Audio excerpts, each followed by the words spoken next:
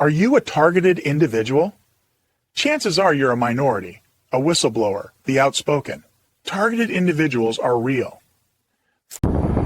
So, I believe that a lot of this gang stalking is related to national security, but it's coming mostly, I believe, from the CIA when the targeting is extreme on a local level.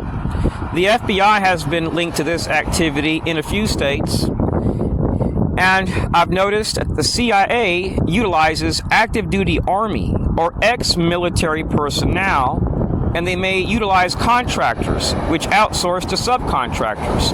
And this activity reaches the locals in your community because they access local resources and talk to your police chief, local cops, public safety, public works, parks and recreation. And this activity is concealed and covered up. Hello, fellow TIs. I encourage you guys to check out the Blue Leaks. You can download a torrent downloader and go to the Blue Leak site and add the magnet link and download the entire file. Find your state file, open it up, press Control F, type in your name and press search. Most likely you will find a file on you with the Fusion Center. Or you can go to the Library of Leaks, but I did not find myself on the Library of Leaks under DDoS secrets. I found myself only when I downloaded the entire file. It's massive now.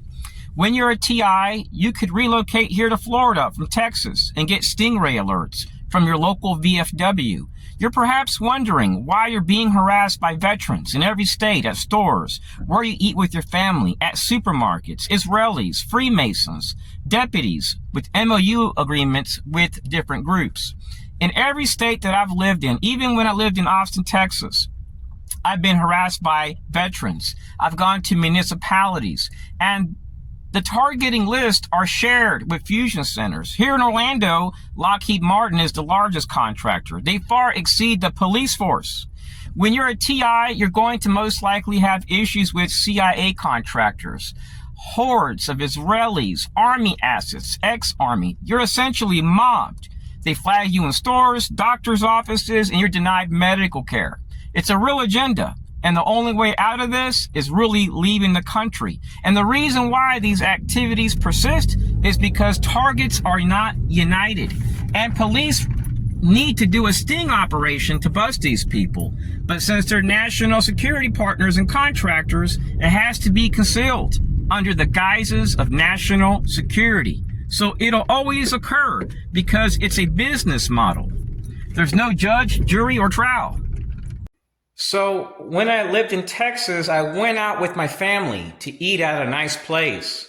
And we noticed a fleet of 30 cars filling up an entire parking lot. And they came in. And we got harassed severely there. I never wanted to go back there again. And I found out this fleet of vehicles came from the Texas Municipal League. Guess who was driving these vehicles? American Legion members. The group, the Texas Municipal League, is actually a Citizens Corps partner.